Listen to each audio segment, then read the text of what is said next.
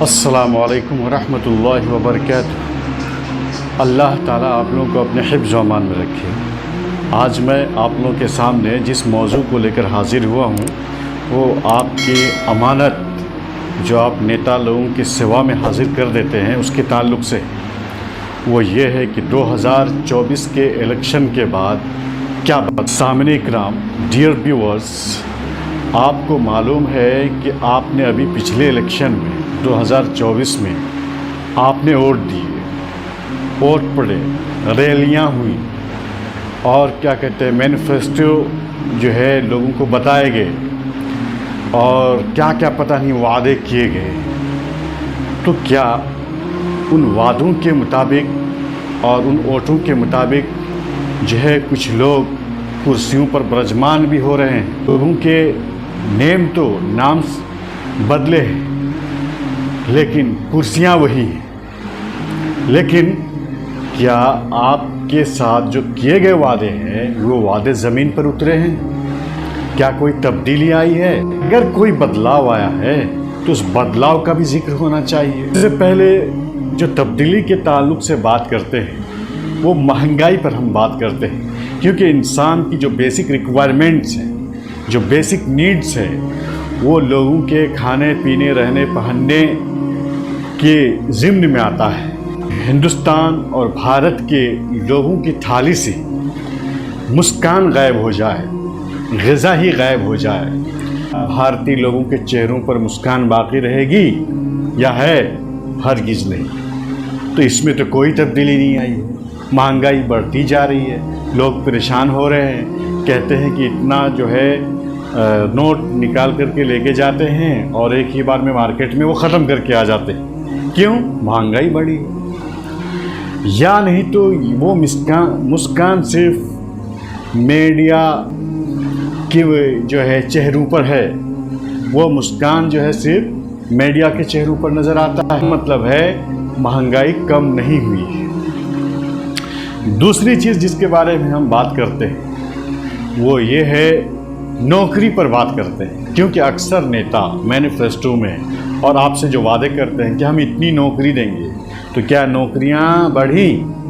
آج بھی کتنے نوجوان ہیں جو کمپٹیٹیو ایگزام اور جوائننگ لیٹر کے لیے بوڑھے ہو رہے ہیں اور انتظار کر رہے ہیں، لیکن ان کا انتظار صبر تک ہی محدود ہے۔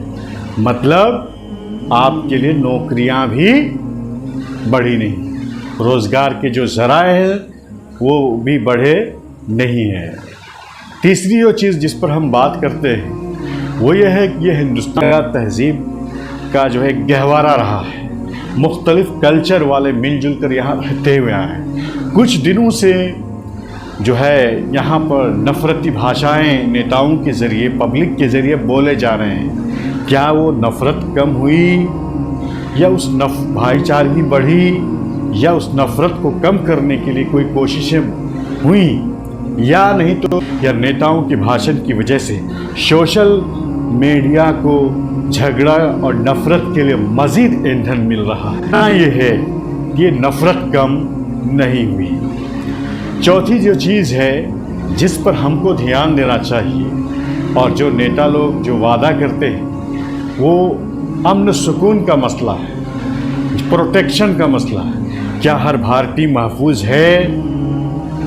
اگر محفوظ ہے تو سب سے اچھی بات ہے، لیکن یہاں پر کبھی کبھی سننے میں آتا ہے کہ موب لنچنگ کسی کی کہیں ہو گئی، کہیں پر کسی کے گھر بلڈوزر بغیر کسی کے چل گیا، کوئی کسی کے گھر پر چڑھ کر جو ہے کچھ بھی کسی مذہب کا جو ہے کچھ لٹکانا چاہتا ہے اور دوسرے نعرے لگاتا ہے۔ اس کا مطلب ہے کہ امن امان کو بھی خطرہ لاحق ہونا۔ اس کے بعد جو ہے جس چیز پر ہم لوگ غور کرتے ہیں اور غور کرنا بھی چاہیے، یہ نیتاؤں کا جو کام ہے وہ نفرت کو کم کرنا ہے، لیکن یہ نیتا اور یہ لیڈر خود نفرتی بھاشا بولتے ہیں جس کا اثر عوام پر پڑتا ہے، پھر عوام اسی نیتا کی بھاشا کو سن کر کے مشتعل ہوتے ہیں، پھر وہ ایک دوسرے پر حملہ کرتے ہیں۔ اس کا مطلب کہ نفرت کا بازار بھی کم نہیں ہوا۔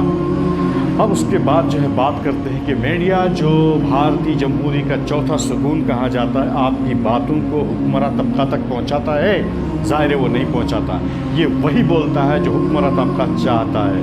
वो ये चापलूसी करता है, बटरिंग करता है, ये फ्लटरिंग करता है ये। और जाहिर है फ्लटरिंग जब करता है, बटरिंग करता है, तो आपकी बात कहाँ से पहुँचाएगा?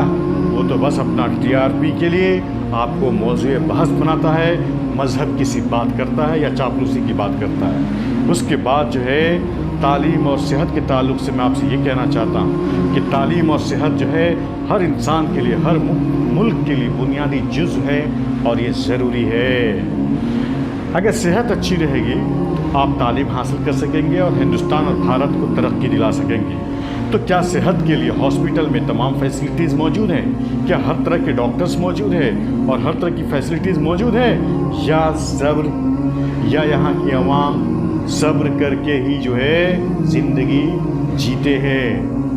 या स्कूलों में मास्टर्स मुहैया हैं? या अगर हैं तो क्या वो मास्टर्स पैर पे पैर रख के कुर्सियों पे बैठे रहते हैं या पढ़ाते भी हैं? क्या इस सिलसिले में भी गौर किया है आपने? ये 2024 गुजार गया, 25 भी गुजर गए, आधे गुजर गए, 26 आने वाला है, कुछ महीने 25 के भी बाकी हैं। आप सवालात क्यों नहीं करते? सवालात इसलिए नहीं कर पाते होंगे आप क्योंकि आप भी बिकते हैं। आप भी जो तासुब की वजह से किसी को फौकियत देकर वोट देते हैं। आप अच्छे इंसान की बुनियाद पर अगर आप वोट देंगे तो सवालात भी कर सकेंगे। ज़्यादातर शहरी भारतीय ऐसा ही है जो अच्छे हैं।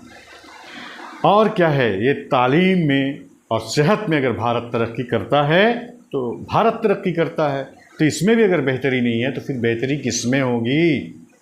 तो कहना का मतलब ये है कि सुनने में आया है कि कहीं सड़कें कुछ बनी है, बिजली और क्या बोलते हैं कुछ योजना लागू हुआ है।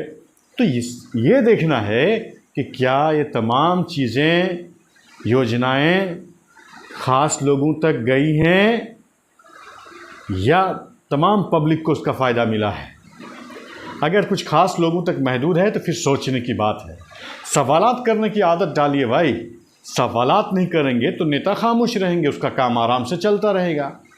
इसलिए आप ये समझिए, किसी वोट से तब्दीली नहीं आती है, शऊर से तब्दीली आती है, जानकारी से तब्दीली आती है, फ़हम से तब्दीली आती है, अंडरस्टैंडिंग से तब्दीली आती है। समझिए, समझने की कोशिश कीजिए और नेताओं से सवालात कीजिए।